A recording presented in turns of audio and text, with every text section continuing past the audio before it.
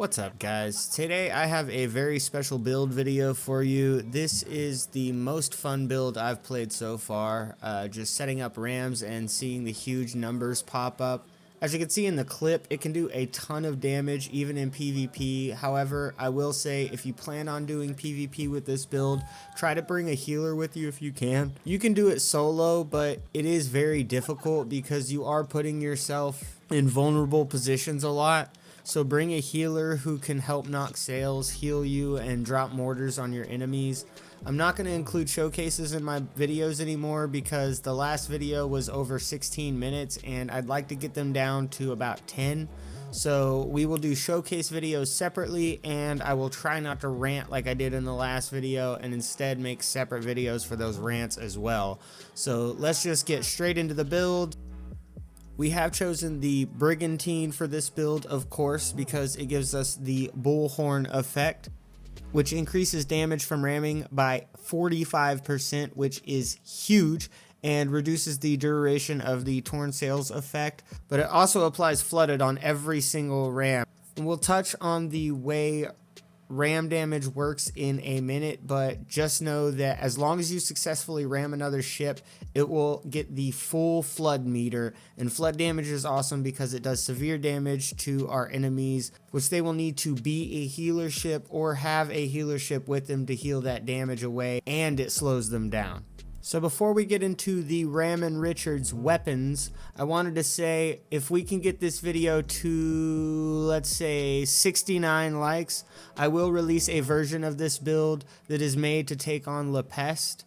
I haven't been able to solo him just yet, but I have gotten him under 50% health, and after I get my hands on a certain weapon, I think this solo will be obtainable. So for the front weapon, again, we have the long nines. If you plan on just doing PvE, you can use Rama's Legacy here, but for PvP, you're going to want to try and knock the sails to ensure that you can, to try and help you get the ram and help you set up the mortar and everything. And you can read the stats and everything on your own time if you want to. The only thing that matters here really is the Mass Breaker perk, which deals 7,000 damage to torn sails. So that's just going to give us a little bit more damage every time we knock those sails. And the tearing damage, which gives us 50% damage when hitting sails. This is the strongest. I've tested multiple things. This is the fastest way to knock sails, is by using this, especially if you can have a healer build with you who also has the long nines on theirs. Y'all be knocking their sails every freaking time. It takes, I think, like 4, maybe 5 cannonballs, depending on what ship it is, to knock their sails.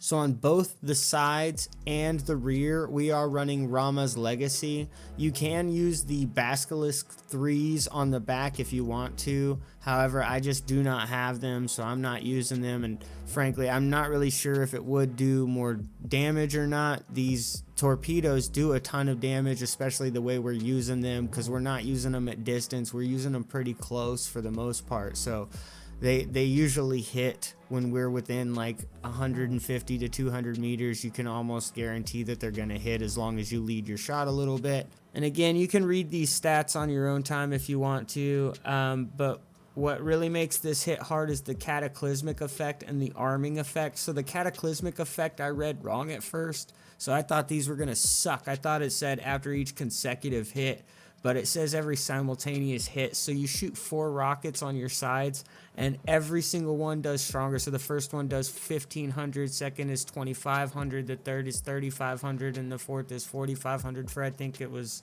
what, like 9,000 damage or something like that.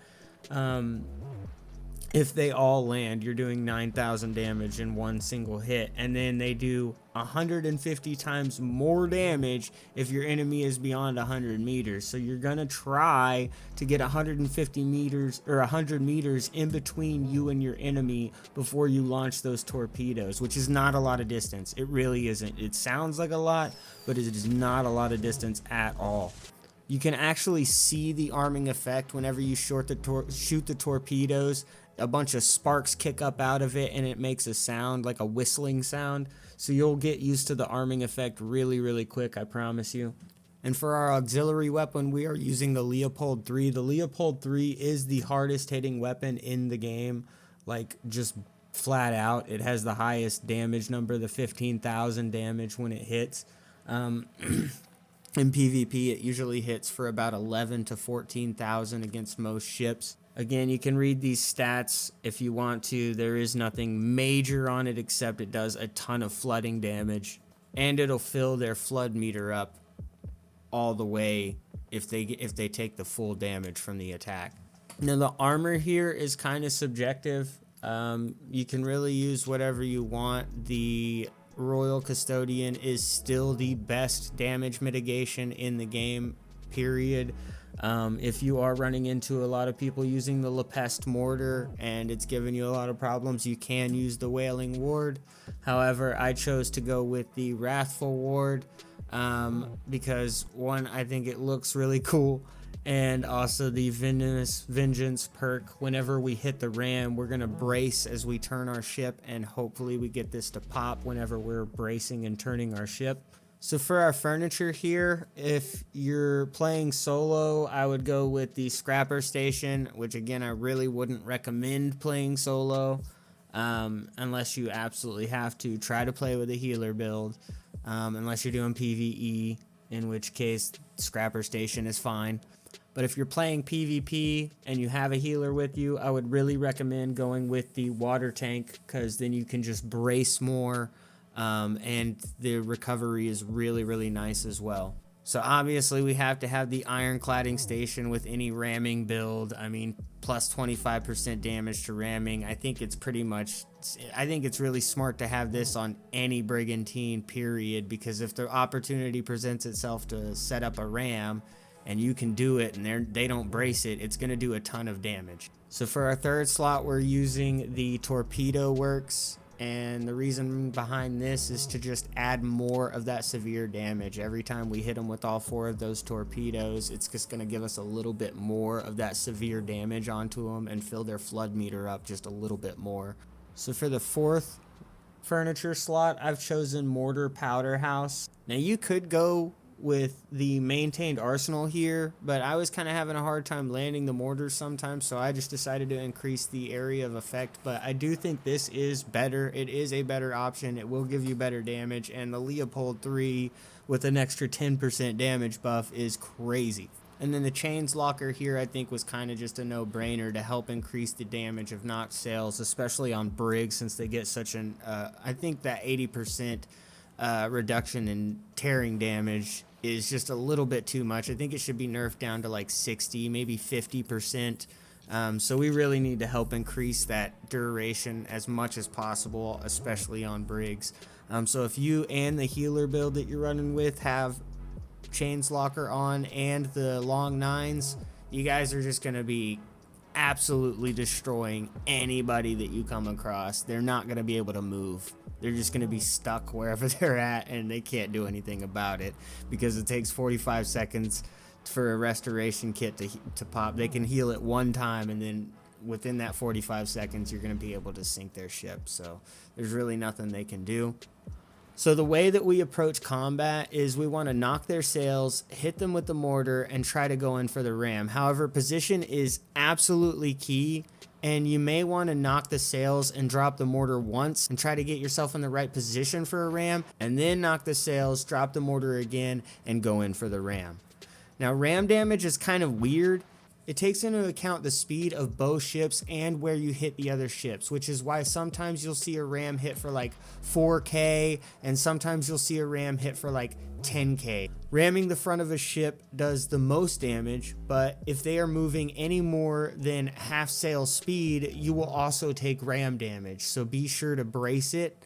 Ramming the rear of a ship does the least amount of damage, and ramming the broadside is right in the middle in terms of damage, but it leaves you open for a lot of incoming damage as well.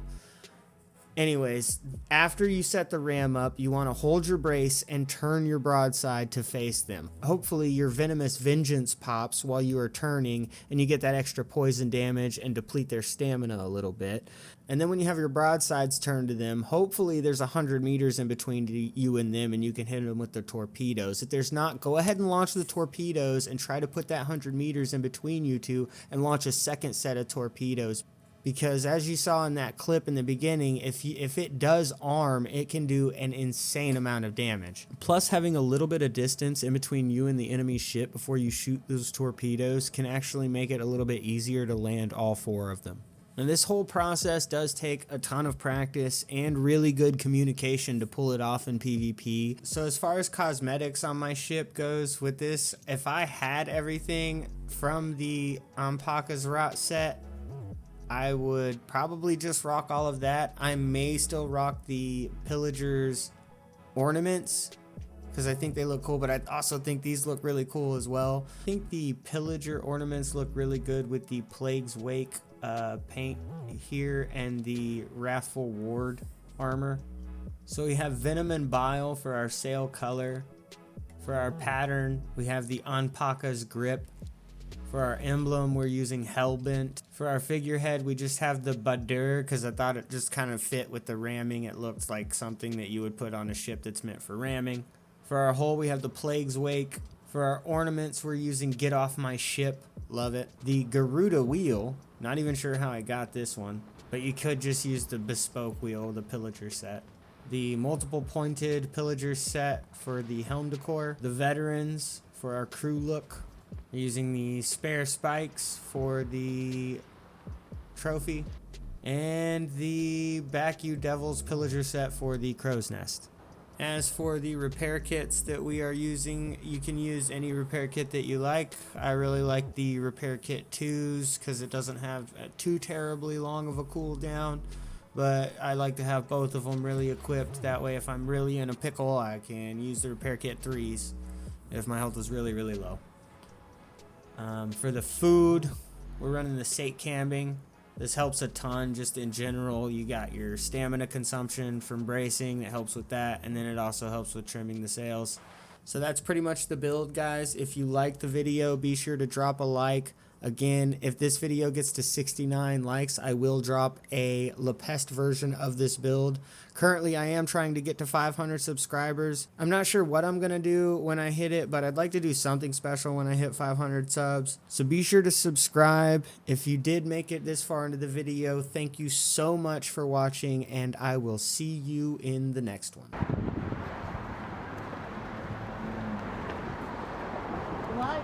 Why did you leave me? Why did you leave me?